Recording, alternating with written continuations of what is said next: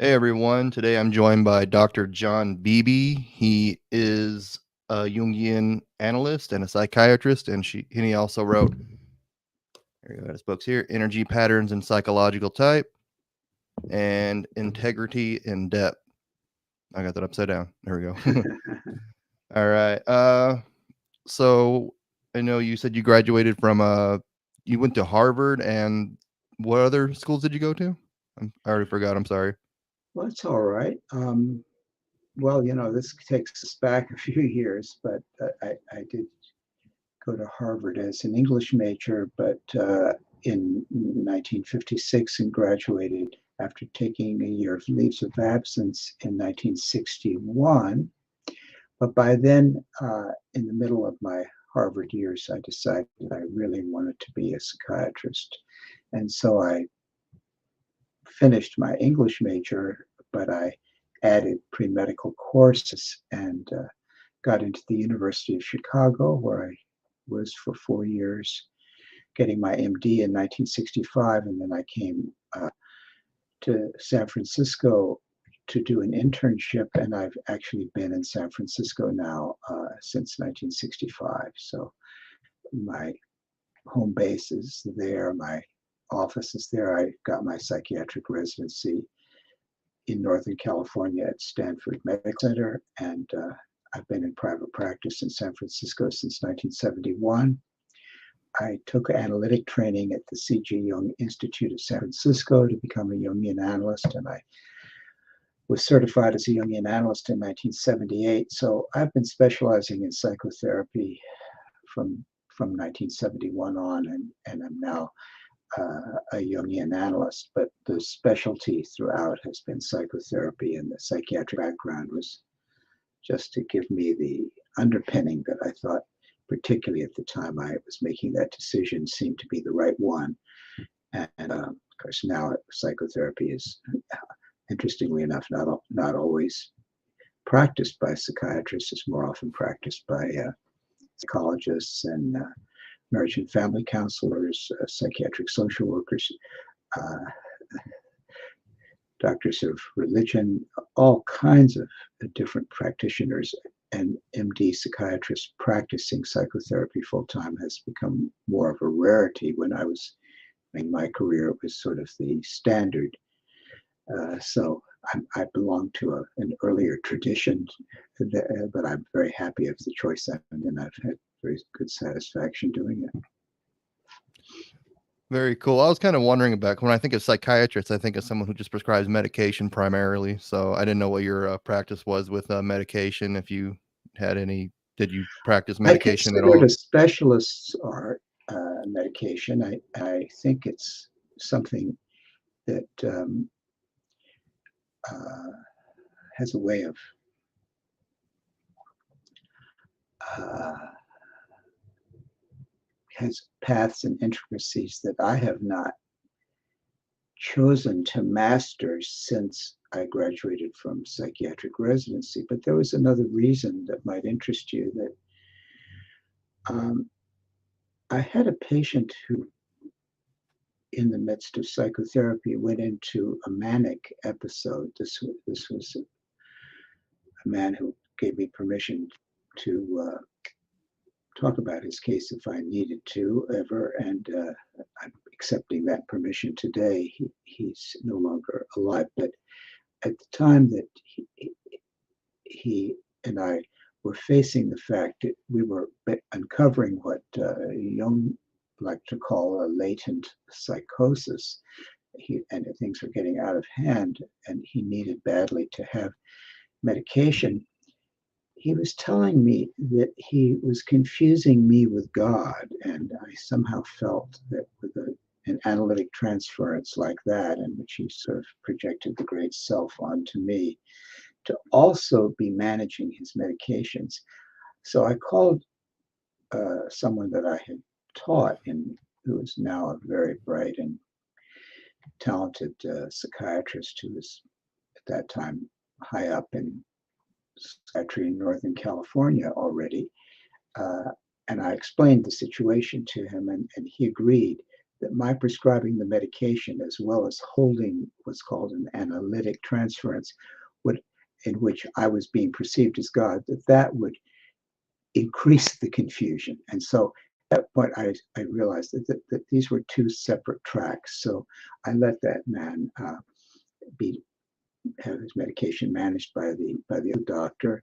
And I have found that to be a very useful thing for me simply because I'm using psychological medicine, and I feel that someone who uses pharmacological medicine and appreciates what I do, but also just as I appreciate what they do, but has really specialized in all the intricacies, there are many of them, is a better deal for the patient. So that has worked out very well. And so I've been lucky and able to find really fine collaborators, and we each do our thing.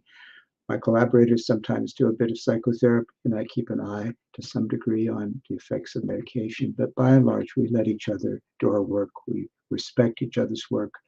We don't talk unless we need to. And that has worked for me and enabled me to focus so much on what Jung called medical psychology, which is another way of saying depth psychology, which is a term he got from his psychiatric chief, Eugene Puella, the man who named schizophrenia. Jung was sort of his chief resident and then his chief assistant, that kind of thing. When Jung was a young doctor, Puella was the most important psychiatrist in Central Europe, and he basically created the model of psychiatric training that have been using or was using it when I was going in America, getting a psychiatric residency. But Cool. Puella named the term depth psychology, and he wanted Jung to increase what they would both call medical psychology, which I would say using psychology as a medicine. Now, I'm careful to use the word psychology because I'm not a psychologist myself, and the American Psychological Association correctly restricts the term psychology. So I don't call myself a psychologist, but I have contributed to what Jung calls medical psychology and depth psychology as my form of psychiatric medicine. So the psyche and not the iatric, the medical is more, but I feel myself to still be a doctor as I wanted to be. And so when I work, I dispense, you might say, psychological understanding to the best of my knowledge in a way that I hope facilitates healing. So that's sort of the relation of my medical training to what I'm doing now. It's in the term medical psychology, and medical psychology, for Jung, met what Puella called depth psychology. So it's not, there's many kinds of psychology, as you know. There's positive psychology, and there are many forms of psychotherapy. And when you use medical psychology, you sort of use them all, but you're trying to find something that is actually pragmatically effective. And so I found the typology particularly appealing, and I wondered how it could be used. And I also tried to learn how Jung had used it, and I came to feel that was what I wanted to specialize in psychotherapy. And in the midst of that, typology turned out to be a very helpful way to organize what was happening in my mind and perhaps help people. I don't mean it's that I restrict myself to typology as the only medical psychology I use. Okay, very cool, very interesting background there. Hello, Mamu and Oflamo. There's some people in the audience. Oflamo's asking, how many sessions of depth psychology until it is effective? I'm guessing like Jungian analysis is something that's a little bit different than depth psychology in a whole, right? It can be one session that's the right note can be incredibly effective. 10 sessions can be effective. One session a year over 12 years, Jung reported once, over 10 or 12 years, turned out to be very effective. And sometimes it can take 4 years before someone finally feels strong enough to confront what if they'd only been able to deal with in the first week might have made a difference. So I don't think there's any amount of time that's too small or amount of time that's too large to make significant difference. The main thing is to see whether the effort it takes, the cost it takes on both sides, because there's a cost also to the commitment on the part of the therapist. And so I think it's not a question one can quantify at the outset and say, unless you do this. For a long time, people had the fantasy in psychoanalysis, which I'm using Freud's term, and so I'm using the tradition that Freud used the term psychoanalysis, and that Jung call itself something else. And Jung offered analytical psychology, Adler offered individual psychology, and they called themselves by those names. Nowadays, there are people who use the term Jungian psychoanalysis, and that's fine because there's a lot of overlap. But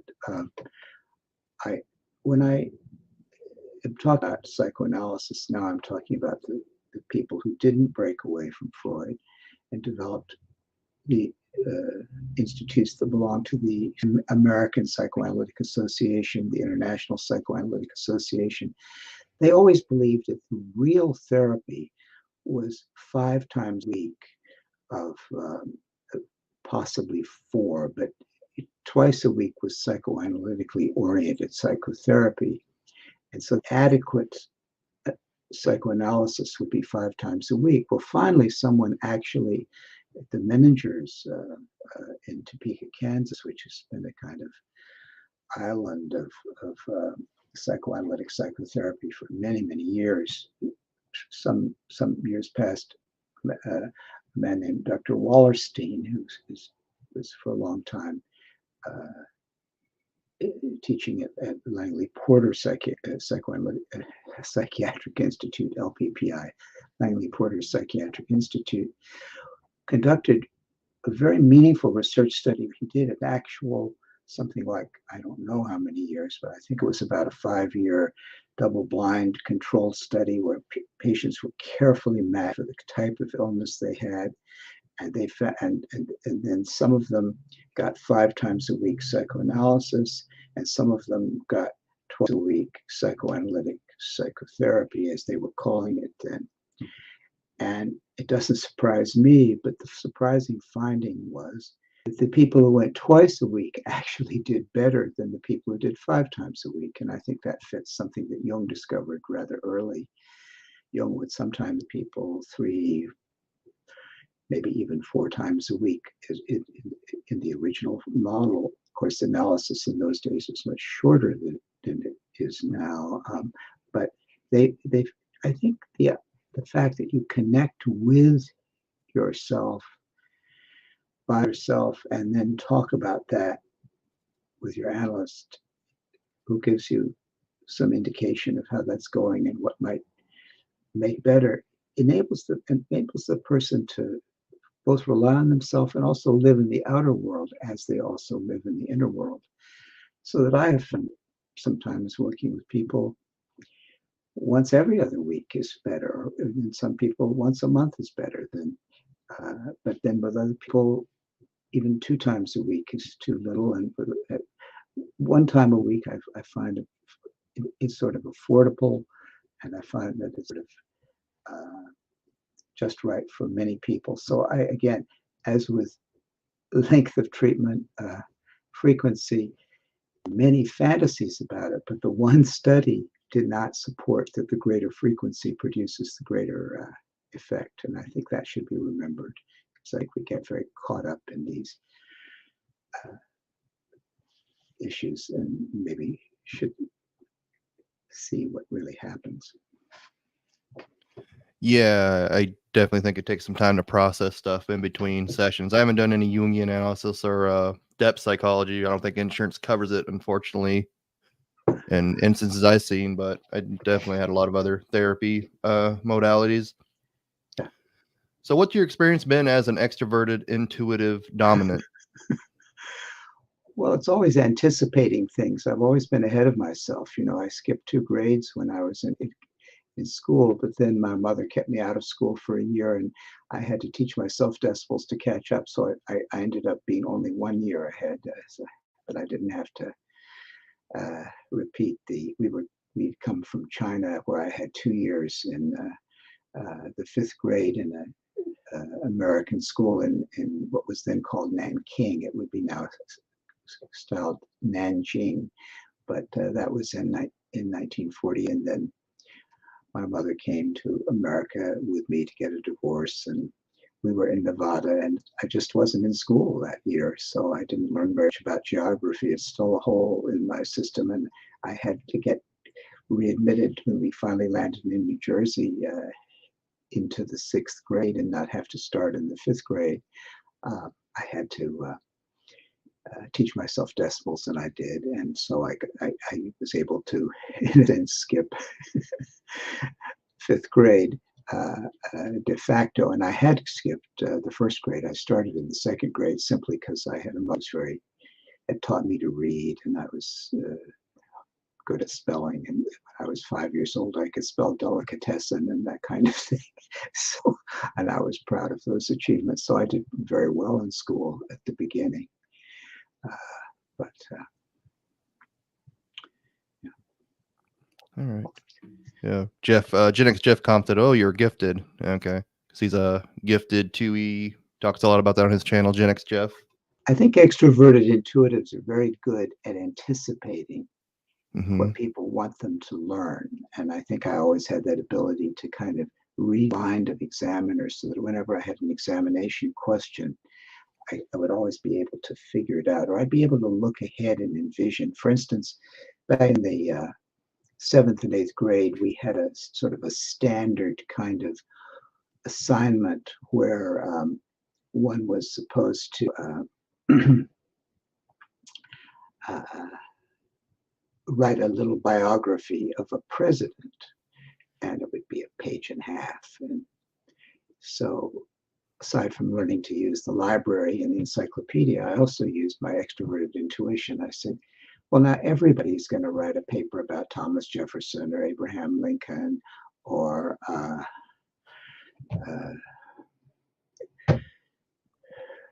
whoever, and George Washington. So I said, let me see if I can come up with something that the teacher hasn't seen every day. I have a far greater chance of getting an A. So I thought to myself, well, how about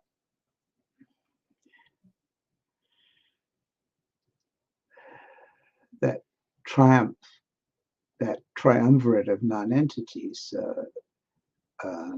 Fillmore, Pierce, and Buchanan. So Millard Fillmore and Pierce and Buchanan, and later Chester Alan Arthur. Now, he wasn't a non-entity except that he'd become one. I just chose people nobody would, and I learned, and I would write these papers up. I'd find the World Book Encyclopedia would be in the school library or something like that, and I'd learn what it was and write a report, and yes, I would get an A, so I could do that. They say that when I was 4 years old, my mother had a psychologist talk to me, and he said to me, Johnny, if you were going to build a bridge, how would you go about doing it? And I said, well, I'd look it up. And he thought it was just genius, but I think there's a lot of extroverted intuition in that remark. And so I don't know, the genius may be in the extroverted intuition. I don't know that there's, I was a very diligent student, but I was also, and my mother was very demanding of my performance, but I was using my extroverted intuition, I think, to look ahead. Very cool way to look at life. Definitely wonder what it is like to be an any dom. All right, can you give us a brief description of your 8-function model and how it compares to like a 4-function model? Well, of course, remember that I came out of a Jungian background rather than an MBTI background. And so there were two strands by the time I was starting. And when I started in psychiatric residency, interestingly enough, I took the MBTI in 1968 because it was part of one of the people on the staff. Her name was Shirley McIntosh at Stanford. She's a psychologist. She later, in fact, partly inspired by me, decided to study Jungian psychology and eventually became a Jungian analyst. And she in residency was using this as a research instrument, which is what it was then. It had just recently qualified as with all the tests that a test has to go through to qualify. There's a famous book by a man named Boros, B-O-R-O-S, called Tests in Print that I was aware of. It talks about all the different psychological tests. It had recently made its way into Tests in Print and been seen as a competent instrument. So she used it in research. So that's the first time that I took the Myers-Briggs type indicator. It was 1968. And indeed, I did score ENTP on it. But at that time, people didn't, it had nowhere near the cachet that it began to have by the time in 1980, when Gifts Differing was published by Isabel Briggs with the help of Peter Myers. And that was a huge breakthrough. None of that existed back then. We had, but I had already been introduced to typology. My first typology lecture was a lecture by a Jungian analyst in 1966, and I'd heard the way typology explained the differences between a psychiatric condition and a type of consciousness. There was a case of Jung's where there was a woman that was living in a house, and she was describing this to Jung, and she was talking about what a nice place it was to have all these nice looking women who had gentlemen visitors and was social and so forth. And Jung came to realize this woman had rented a room in a bordello in Zurich, and she didn't even know it. And she was also talking about strange images of a snake passing through her body. So what is she? Is she schizophrenic? What is this, says Jung. But this is an interview Jung gave in English to someone in Houston, Texas. And then the teacher of the class showed this bit of film, was saying, this is the value of typology, is that you can sometimes see something that other people would think is abnormal, but this woman was clearly an introverted intuitive. And so she had a great connection to archetypal experience beyond the normal and an amazing deficiency of extroverted sensation. She could live in a bordello and think it was just a place where nice women who are especially sociable where it didn't even occur to her that these women were having sex with male visitors for money. And so thinking about that already before I even took the first MBTI, what a difference it was from the psychiatry I was being taught, to think that before you diagnose someone as schizophrenic and talk about how abnormal they are, you maybe ought to know what normal is. And I think Jung gives us that with psychological types. This is what normal is. And once I learned that the range of normal, as one of my teachers in that early period said, his name was Crittenden Brooks. It's hard to say his name and pronounce it right. His first name was Crittenden. He was a very articulate, extroverted thinking psychiatrist. And he said, we're extending the range of normal. He said that the Jungian psychiatry was extending the range of normal. And I thought that was very good. I just felt it was better to know what normal was before I misused the power to diagnose and also to treat out of a form of psychological ignorance. If you know what normal is, you don't immediately jump to the conclusion that everything you see that doesn't make sense is abnormal.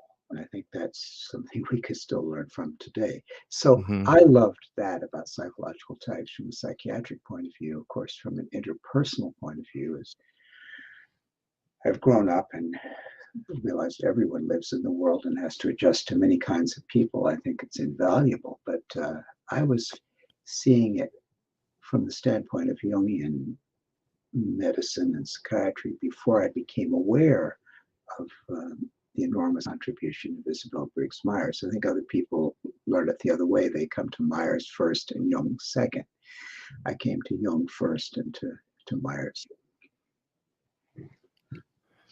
Very interesting story. I definitely got a lot of weird looks of things that come out of my mouth as a introverted intuitive for sure. So where'd you find inspiration in assigning Jungian archetypes to your model? Well, one of the books, we had a real surge of interest in Jung in the 1970s. I remember when I decided to see a Jungian analyst in the fall of 1965, I got a referral.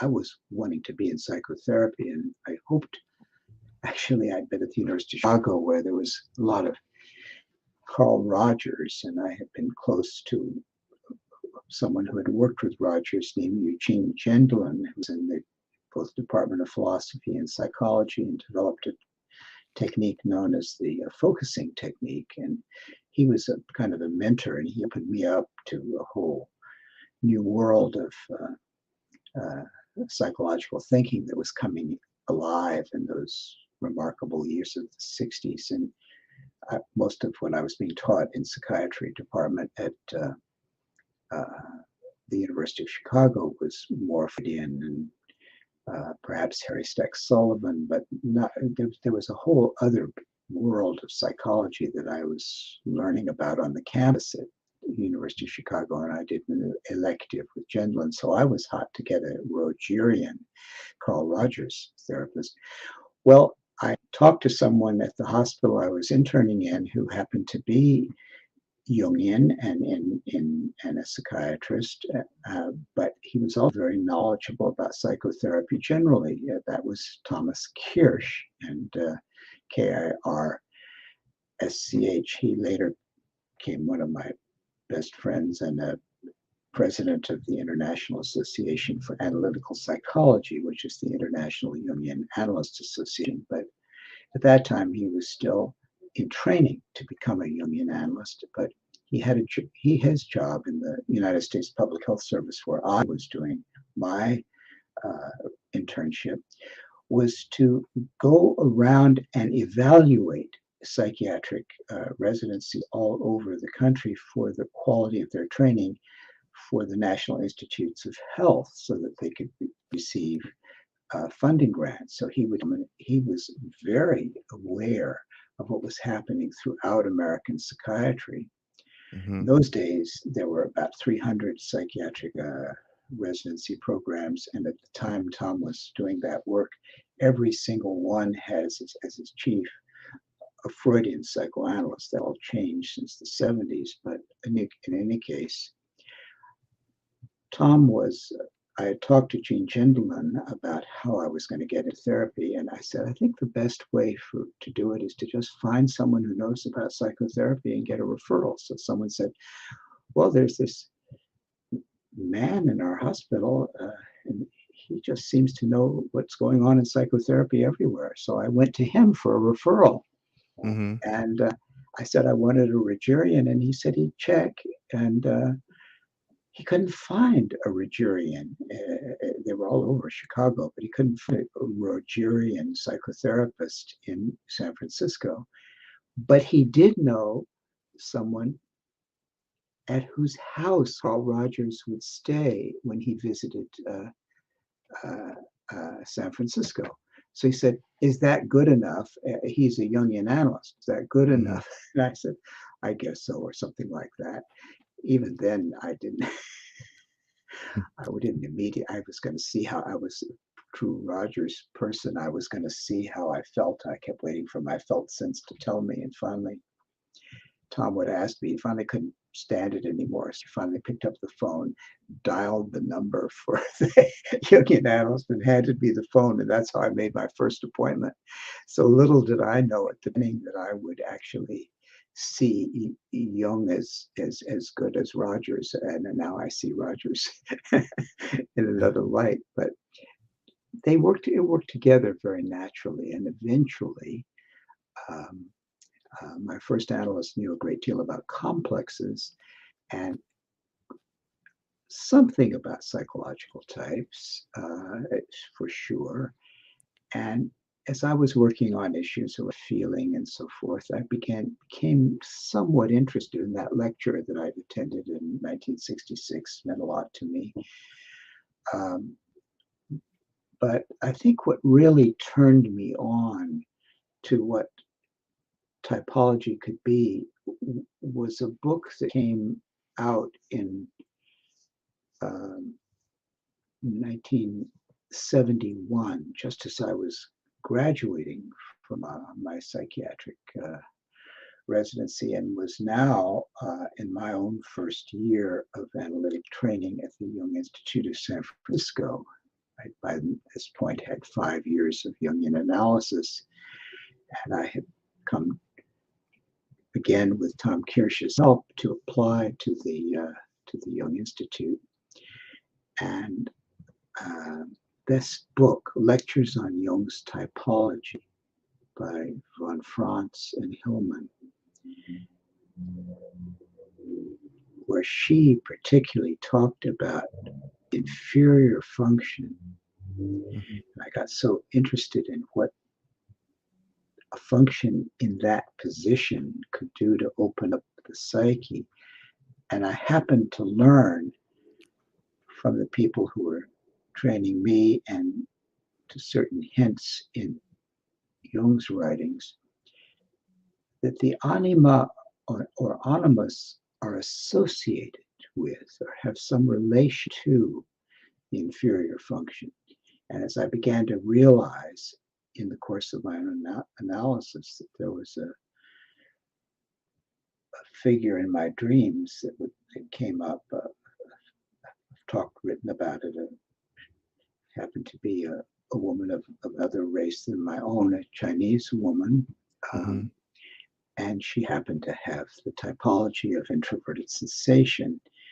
And she appeared in a dream as sort of unattended to by her husband. And that was something to do with, for me, with not giving my own introverted sensation enough. But that was the anima figure for me, not what you would think of if you read certain things about Jung, where you would read, the man meets a woman who's radiant and her face shines like the sun or so forth. This woman was something very different from what I had, that a romantic German image of the anima, but very, very special to me and a part of me that needed development. So the idea that the anima carried the inferior function, as some of my teachers were saying,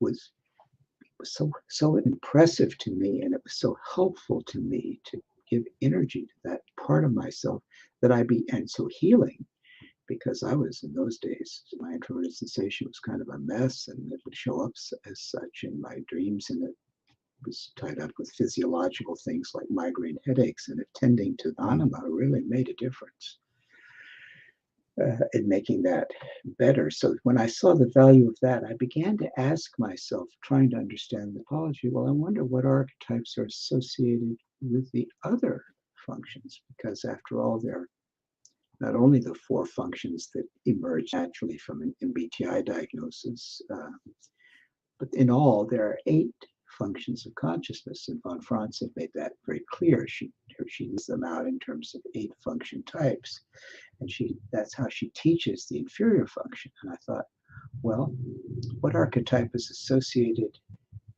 with types in other positions? And in that way, I began to watch my dreams, and I remember one dream in which there was an older father figure who was kind of out of control and abusive. There was a younger sun figure, and I could somehow say, I thought to myself, older and younger. Well, what's older in me? My second function, and what's younger might be my third function. And so in that way, I got hold of the idea of a synex function, or as I thought at that time, I had the idea of synex mixed up with the idea of father, and the idea of, I thought this was but in any case, an abusive father, overdeveloped, and a son. And I felt that represented the way I tended to overthink things, and that I wasn't giving my feeling enough. It's kind of a dramatic image. A father chasing his son around the dinner table with a butcher knife in his hand. And I thought that butcher knife was my thinking function, making separating distinctions. And I thought the boy was so kind of a part of me that was afraid of my father and afraid of being criticized. I now see these things a little more.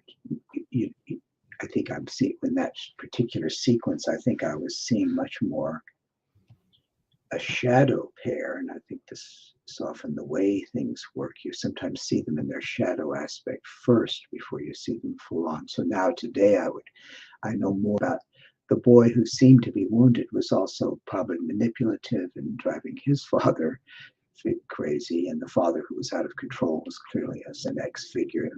He had a butcher knife, while Saturn, the Senex archetype, has a sickle. And not a lot of times people who are dramatically wounded are actually tricksters pulling for sympathy and manipulating and eventually. So I saw the next trickster first, but in my early reading, all I had was older and younger. So that became the idea of the second function, which I would call the father function, and the third being the father, and the Puer boy function. Puer's Latin. You get to the third function, fourth. I like to go into Latin because they're more archaic. So I use the term Puer. And so certainly the dominant function that got me through school so well, and it got me to the point that I could afford an analysis, which I really needed,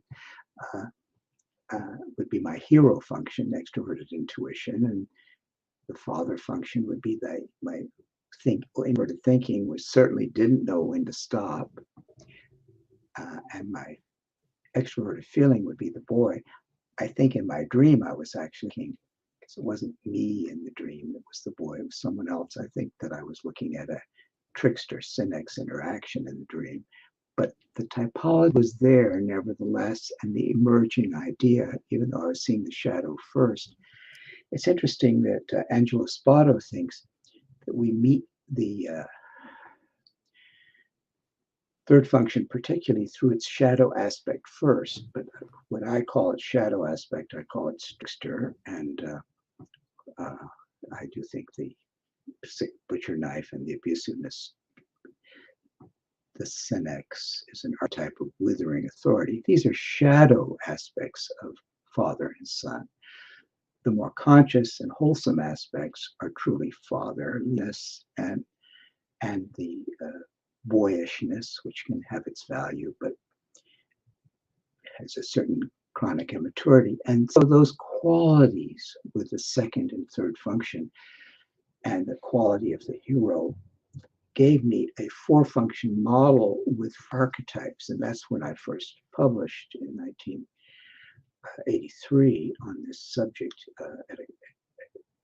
out of a conference that the paper was given in 1983 out of a conference that was given in Ghost Ranch, Abiquiu, New Mexico, near the studio and home of the great American woman painter Georgia O'Keeffe.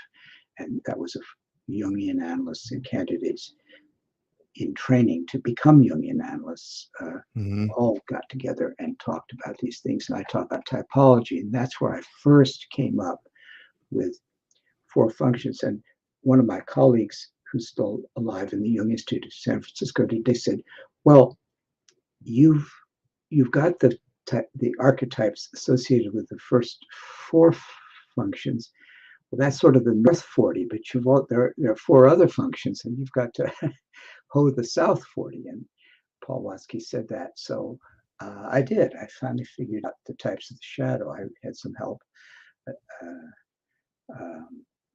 And other people came forward and also gave me a suggestion. I document all this in my book. But in the end, I really had to test out what the types of the shadow were, because the 4 functions do come up very easily. It's harder to see the types of shadow.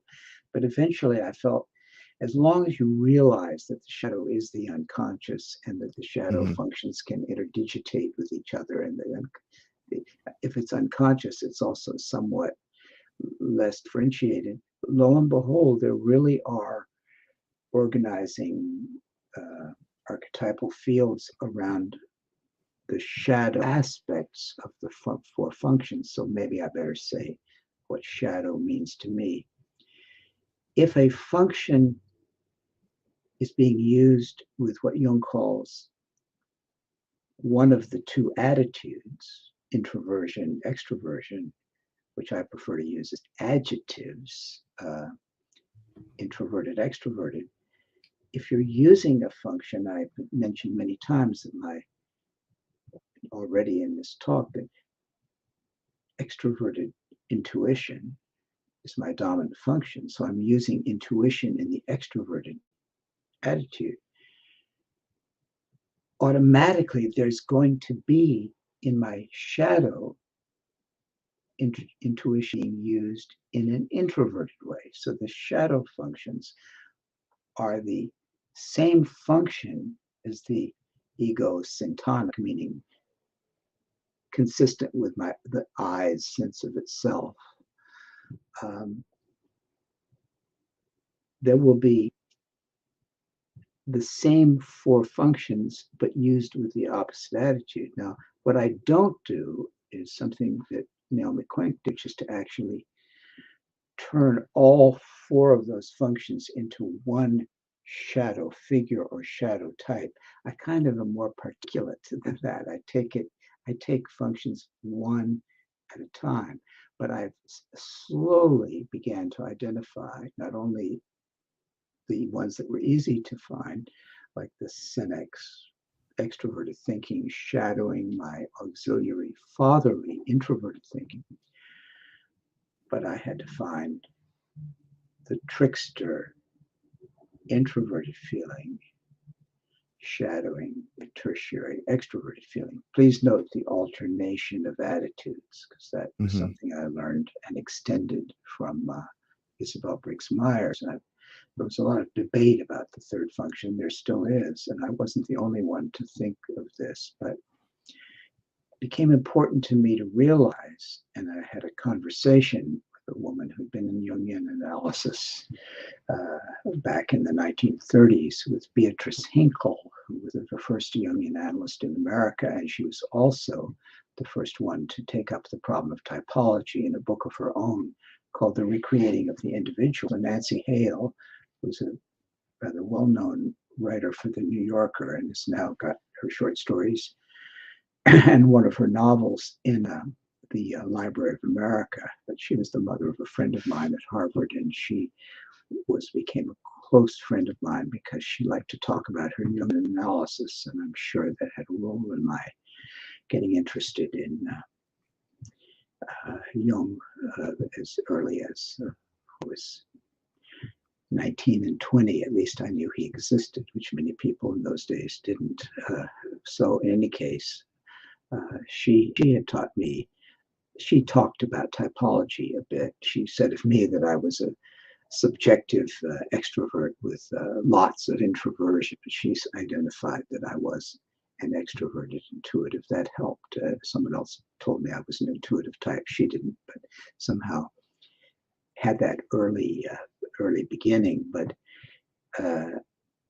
it was only when someone in my analytic training taught me what Isabel Briggs Myers was saying, that, and it was her reading of Jung, which Jung himself never seems to have taken aboard or really recognized or used. or von Franz or the others, that if the dominant function is extroverted, the auxiliary would be introverted. And when I was talking to Nancy Hale about that, I said I had begun to look into this.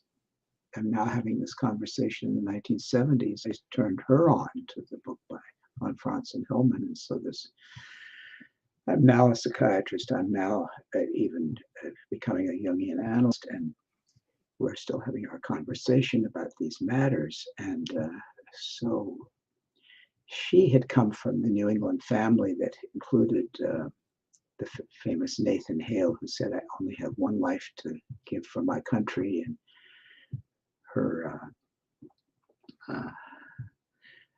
grandfather had been Edward Everett Hale, who wrote The Man Without a Country. So she came out of that Boston Hale family, and she knew a lot about America. When I explained that my image of it was that not only the dominant and the auxiliary altered, but the tertiary then is different in attitude from the auxiliary. In my case, extroverted intuition, introverted thinking, tertiary extroverted feeling, and finally inferior introverted sensation. She said, "Oh, it's like a system of checks and balances." She's taking that out of the American Constitution and the whole idea of Boston. Wonderful, wonderful comment. And I really felt like that's it, that the whole system gives us all the opposites we possibly could need. And that even in the dominant functions, you're always having, if you have a dominant irrational function, you have an auxiliary rational function. Jung knew that. He did say the dominant function is opposite in every respect from the auxiliary. But when he said in every respect, all he really meant was if the dominant, he had discovered that there are two kinds of consciousness. He was way ahead of Kahneman and other people like that. But that's the big achievement for me of psychological types, that he stopped equating consciousness with rationality and said they're basically, we have two kinds of consciousness, and one is rational and one is irrational. And he said thinking and feeling are functions of judgment, and they're rational, but functions of what Isabel Briggs would call perception. Someone else would call them functions of option, but the functions by which us sort of take in reality without thinking or feeling about it. Those are the irrational functions. So we knew from Jung that if the dominant, like me, is surely you can tell by now, irrational, the auxiliary that's trying to explain it and catch up, is what you're hearing from introverted thinking, is rational. That we knew. But Isabel Briggs Myers added that if the dominant function is extroverted, the auxiliary function is introverted. She took Jung at his word when he said the auxiliary function is opposite in every respect. All Jung meant was rational, irrational. The every respect she added.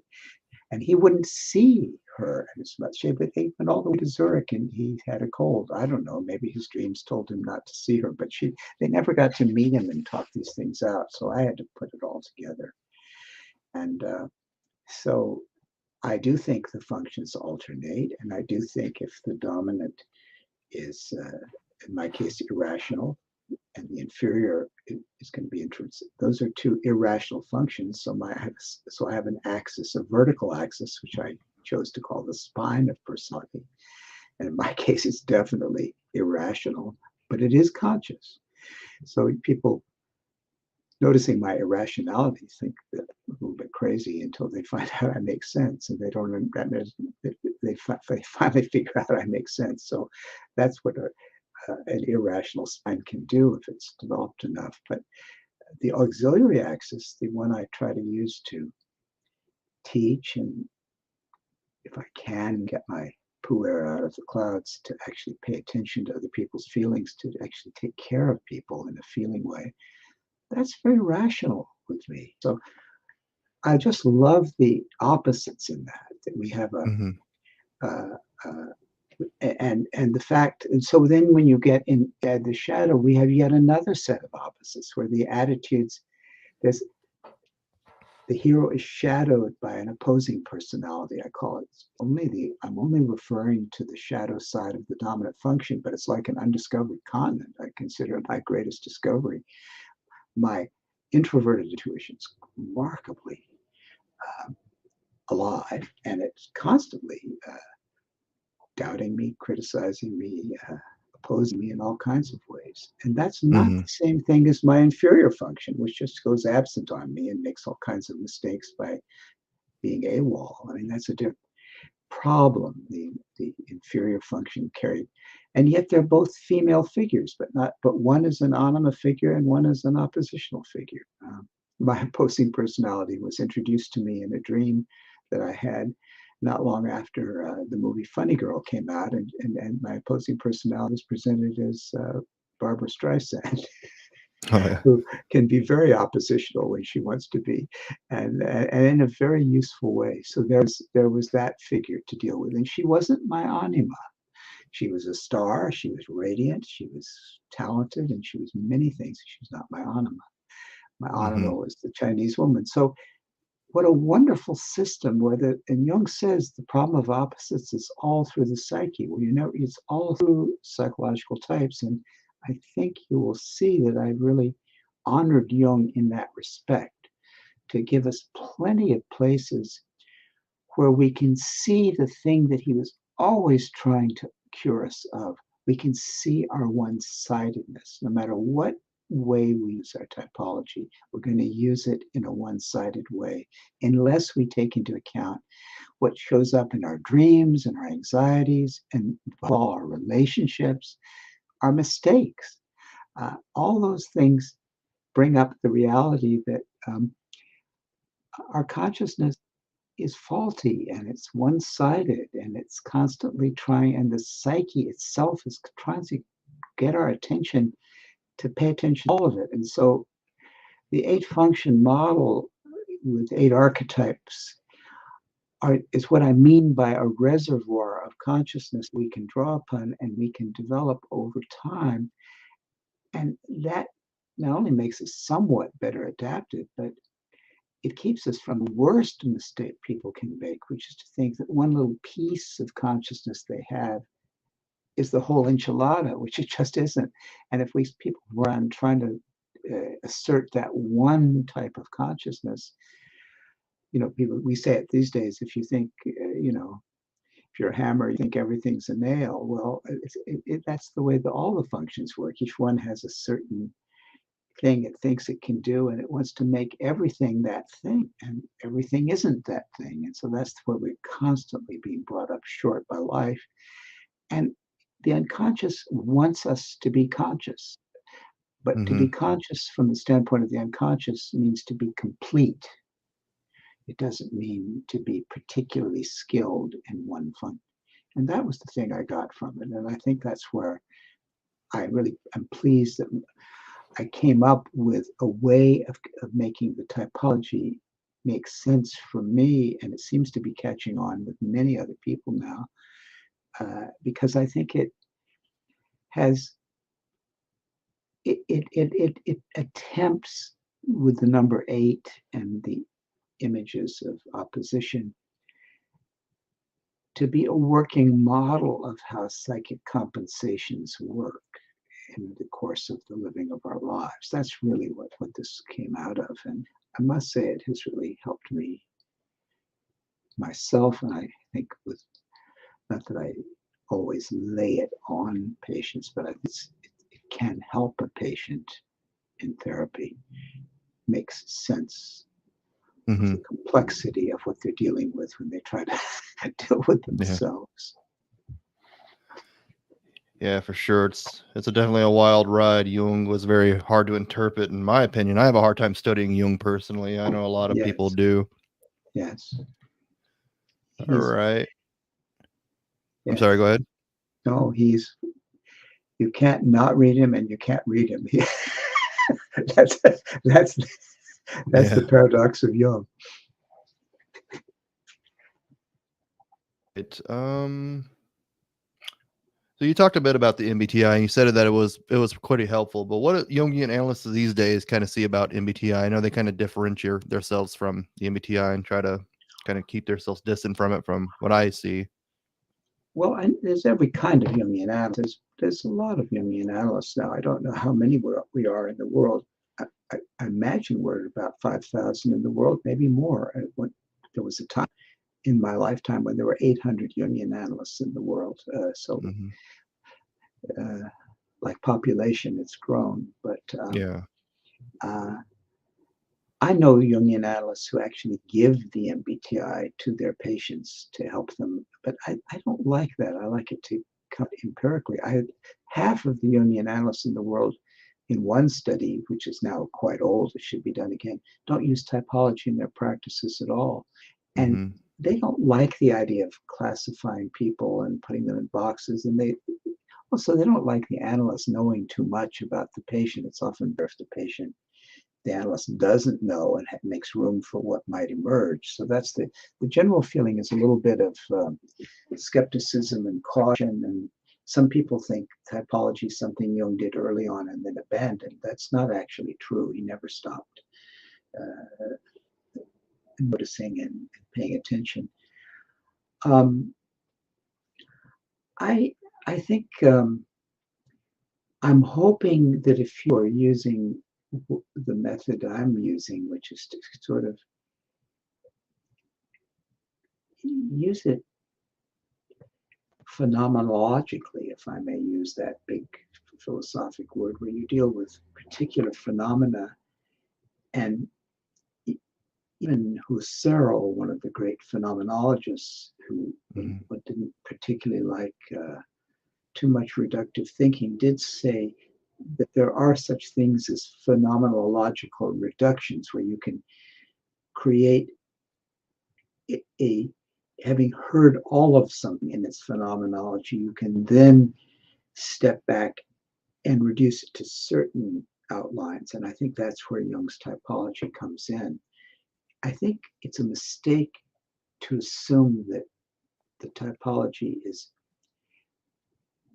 or to try to make it too much like an empirical science. Someone once criticized Jung, an existentialist, that Jung was trying to be an empiricist and a phenomenologist at the same time, and it's like being wood and stone. Actually, I like that, but what it means is that you've got to still pay close attention to what you don't understand, but which is just manifesting itself, and not try to force the reduction to a type too soon. But having collected enough evidence that there's a trend in a certain direction, you can begin to see it. And so I've often tried to show what I'm talking about by analyzing movies, and I've been able to demonstrate that movies, especially the kind of movies that are by the filmmakers with the greatest psychological sense, they're sometimes called with the French word auteur filmmakers who have a distinctive way of organizing the stories to tell a psychological story at the same time that they're telling the literal story. And great filmmaker Hitchcock fits perfectly. Many great filmmakers can be seen this way. And I try to show that the life world of a movie, thanks to certain directors, type scheme, and you can actually see the 8 functions on the screen. And I think that's so I've done that with movies like The Wizard of Oz and Alfred Hitchcock's Notorious, their different broadcast news, and also As Good as It Gets by the same director, James Brooks. Many of Spielberg's movies work beautifully in this area, and I find that many of the filmmakers I like. So I do think that seems to suggest that Jung discovered a kind of law of nature here, that it's natural for self-organizing systems to produce a typology. And this fits with complexity theory. Uh, and it's now the people who study complexity theory say the interesting thing about complexity is that it generates consciousness. And I think that's even in the universe, where even a cloud of electrons may all have a tendency in the aggregate that most of them are going to spin up or spin down. There are only two ways electrons can spin, apparently. But no one can predict how each and every electron will spin. In fact, you have to take the electron one at a time, and no one can predict after it has its existence which way it's going to spin. So some electrons will spin up and some will spin down. And so that choice is, in a sense, the first act of consciousness in matter itself in a self-organizing system. That as the system self-organizes, individual conscious choices will be made. I think those are preferences, you might say. And I think that's absolutely how I see the typology as a self-organizing system that Jung has managed to stumble onto through what he thought were empirical observations of aspects of consciousness. But actually, consciousness itself, he finally realized, he called the self, which he finally was his master's, a complexio oppositorum, a complex of opposites. And that's just what his typology is. It's a complex of opposites, or a series of opposites involved in the complexity. And my model is an attempt to model that complexity and to say that the consciousness that emerges, the types of consciousness that emerge, are just like, after the Big Bang, things started to take order in the universe. It's a kind of ordering principle of the universe of conscious experience. So to me, it's a self psychology in that sense. It's not really an ego psychology. It belongs to something mysteriously self-organizing, which is a good way to understand what a self is. Understand the self as that which self-organizes. And that's the way people are thinking when they think of complexity, and suddenly Jung becomes very, very opposed to complexity theory and complexity theory to Jung. And so it's the individual complexes, are the individual functions, are part of a larger thing, which is complexity, and the whole complexity. So even as I develop my extroverted intuition, my so-called dominant function, the background is my inferior function of introverted sensation. It's because I also have a problem with sensation that I overuse and use a dominant extroverted intuition. So the functions that are not developed are actually fostering the development of the functions that are more developed. So the whole thing is a consciousness generating system, which I find absolutely fascinating.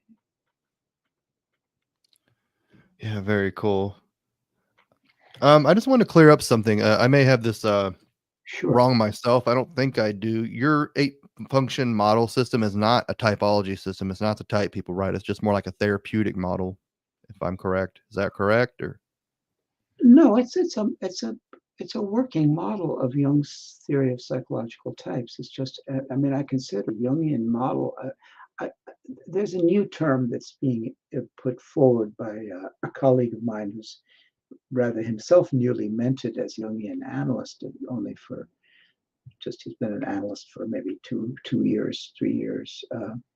Stefano, or I should always pronounce it more properly, Stefano, Stefano, Carpani, Carpani. He calls himself, and has been interested in my work because it matches up with where he's going. He calls the work that's being done now neo-Jungian. So I would be very happy to say my model of typology is neo-Jungian.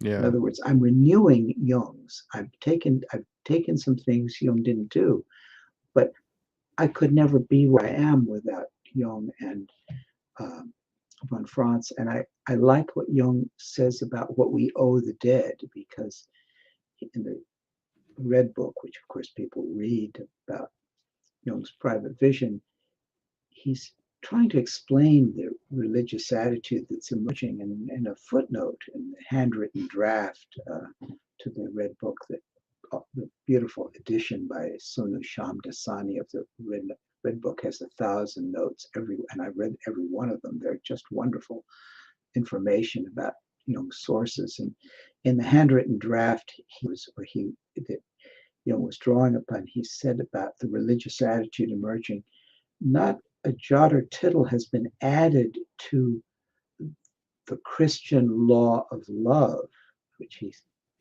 that's his attitude toward the unconscious, that everything in the unconscious should be met with a form of love and treated with respect, but accept what we owe the dead. And now I really have taken it on, and I think I was taking it on long before I read that in the Red Book, is that for me, Jung and von Franz are great ancestors. And what we owe the dead, Jung says, is to take up the projects they left incomplete and try to finish them.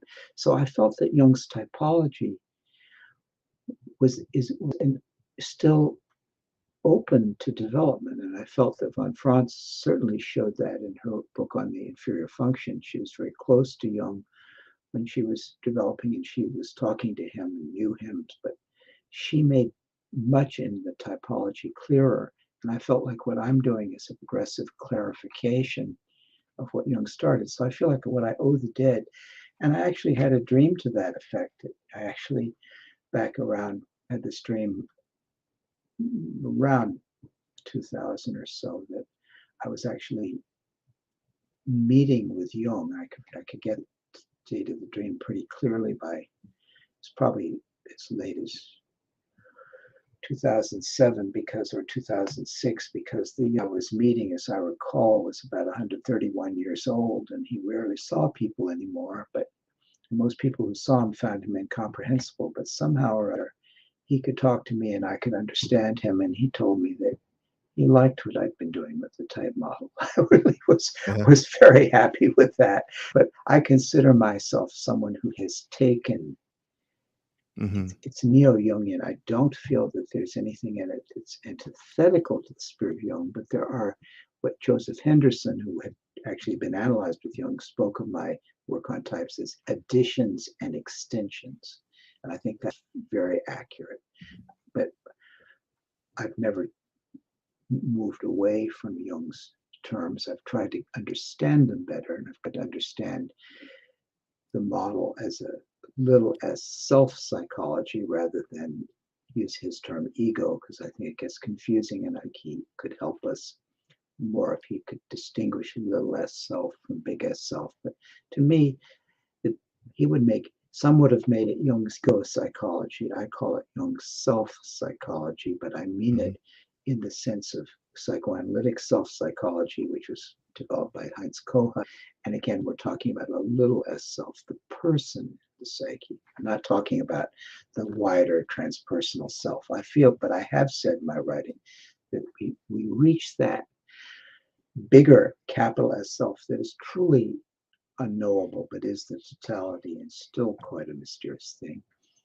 We just like what in the world is the universe, and where did it come from? The big S self, I'll let be a mystery, but the little s self, that we can know, that we can access. That's the thing Eugene Gendlin was focusing on.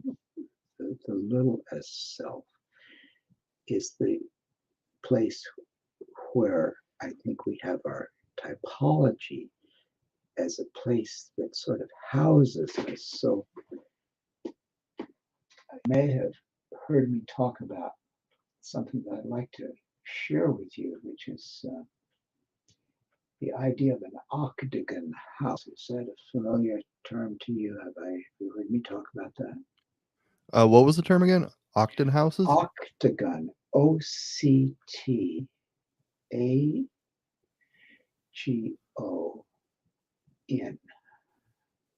I haven't heard that term, no. Octagon. Well, I've just moved some books in my library, so I'm looking over to see if I can pull it out. So just give me a second. Okay.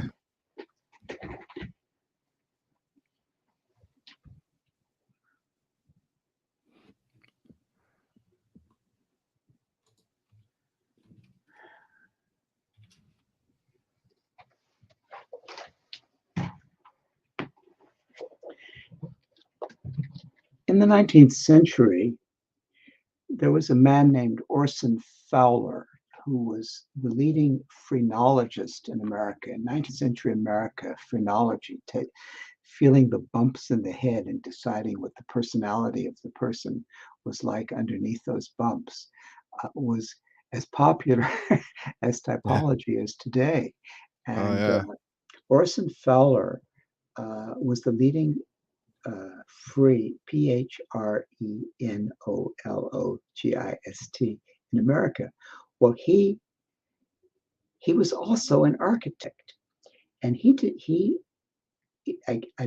taught himself architecture the way Abraham Lincoln taught himself law. Other people did that in the 19th century, and so he wrote a book called The Octagon House, in which he describes a type of house that's very common. Still, you can find them in New England. There's one in San Francisco, as a matter of fact. They were very much all the rage around 1860 or so, just before and during and a bit after the Civil War. And this is a marvelous house where you can see from a series of windows. The house has 8 sides. Yeah. And that to me is the archetypal image of the 8-function model. Okay. And there it is. I guess the turret on the top, I guess, is some kind of perhaps the way we use the 4 functions on top of the true 8-function model. But what I'm really getting at is this marvelous image. Think of your octagon houses as a way of organizing your consciousness so that you can go from room to room through many sides and see what's around you from different angles. And it seems to me that octagon house is what we're all living with. Now, I found something in another book that many of you know, and I'll get it.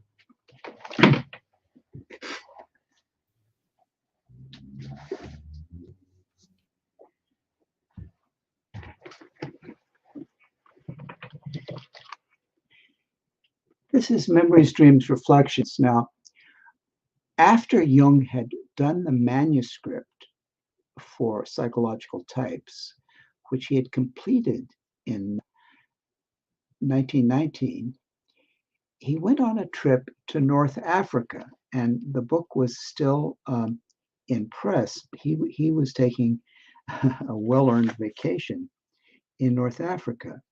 And while he was in North Africa, he had the most interesting possible dream that he records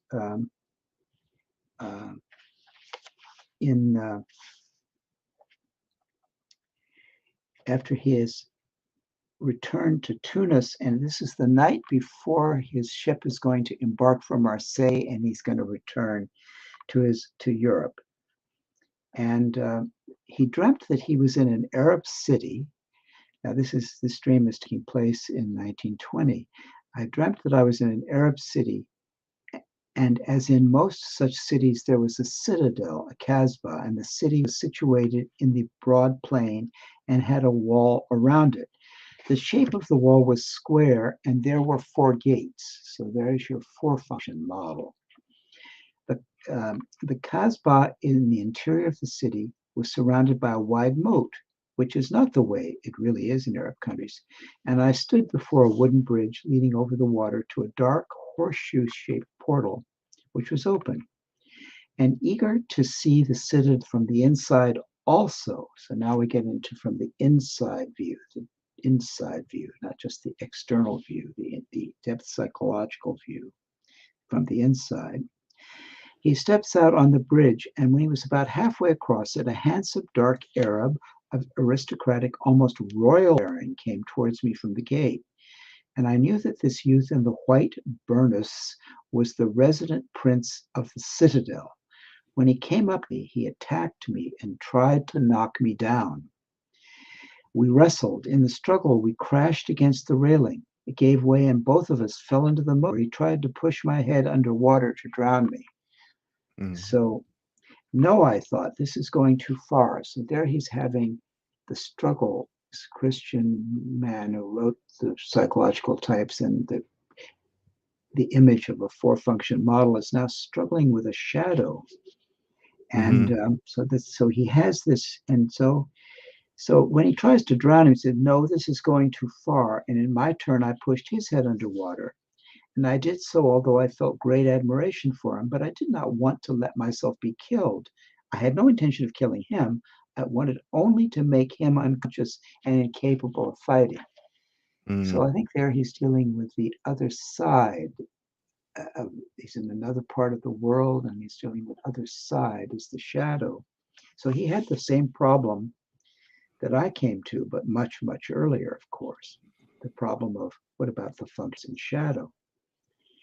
And then the scene of the dream changed, and he was with me in a large vaulted octagonal room in the center of the citadel, and the room was all white, very plain and beautiful. Now that to me is that beautiful reflected light that they're now saying is going to save the world. If we would paint all the buildings with this white paint, we could lower the temperature by about 10 or 12 degrees Fahrenheit, they're telling us. And so I think this is consciousness, you see, plain and beautiful. Along the light-colored marble walls stood low divans, and before me on the floor lay an open book with black letters written in magnificent calligraphy on milky white parchment. It was not Arabic script, rather it looked to me like the Uigurian script of West Turkestan. That's the script of the Manichaean religion, which was familiar to me from the Manichaean fragments from Turfan, which he had seen in Berlin. Mani, who believed that the shadow was a necessary accompaniment to the ego, is very important, Jung. I did not know the contents, but nevertheless, I had the feeling that this was my book, that I had written it, and the young prince with whom I had just been wrestling sat to the right of me on the floor, and I explained to him now that I had overcome him, that he must read the book. But he resisted, so I placed my arm around his shoulders and forced him, with a sort of paternal kindness and patience, to read the book. And I knew that this was absolutely essential. And at last, he yielded. So I think it's that part of Jung that my eight-function model has carried forward, that Jung wanted to write a book to read. Some of his work on the Red Book is certainly there with the idea of the parchment and all, but I really think he wanted his book, Psychological Types, not just to be types of ego consciousness, and that would be the four-function model, but to get past that entryway, which would be the four-function model. It'll be a little bit like the turret on top of the octagonal house. Yes, that's the beginning, but to really deal adequately with the problem of the shadow and the wholeness that the Arab vision would stand for, something more whole.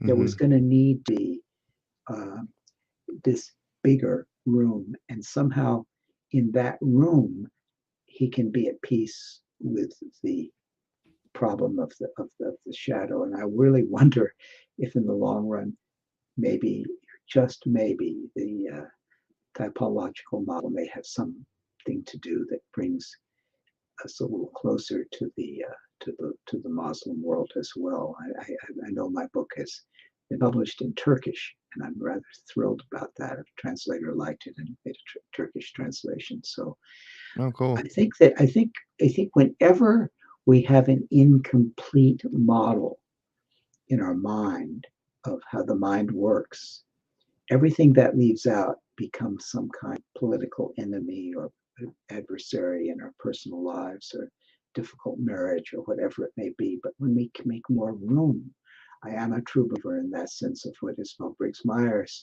thought when she worked on the type theory. She was doing it in 1942 on her bedside at first, thinking that Hitler was going to take over the world and needing something that would hopefully produce more understanding. And so I also see myself as continuing what I owe her, because she certainly opened the door to thinking about the 8 functions. Yet the model that she's using has been used so often for function way.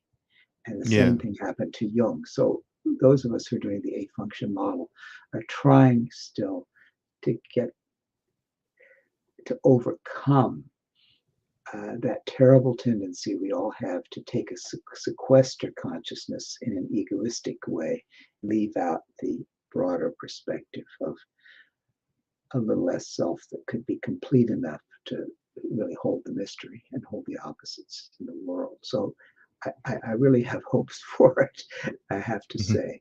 But that's the therapeutic I want to do. It is not that I am trying to create a plan of psychotherapy using, I'm not trying to impose it. It's more like a blueprint for a model of the mind that perhaps now that we're getting a challenge from artificial intelligence, as when psychiatrists were diagnosing what they didn't understand as psychiatric illness, I don't think we have a right to say that we're too good for artificial intelligence. We don't know enough about human intelligence. So mine's a contribution to human intelligence. And I think that it's still remarkable if you're complete enough. And that's that room Jung found himself in, and that I'm trying to keep alive. Yeah, very interesting. Thank you for clearing that up. I know you said you had to leave at 2:30, so I don't want to keep you delayed or anything like that. I really appreciate you coming on. I could probably pick your brain all day. Do you have anything else you'd like to tell the audience before you go? Well, how grateful I am to anyone who stayed and listened, and how grateful I am to you, Jeffrey Nichols. How very meaningful it is to me that you would take my work seriously and contact me, and it's a pleasure to talk to you. Yeah, it's like a dream come true interviewing you. I really appreciate you taking your time coming on my little tiny show. Yeah. All right. Well, thank you, everybody. Gen X Jeff will Flamo Mamu for joining us. Anybody else in the audience, I appreciate your participation. Everybody have a good day.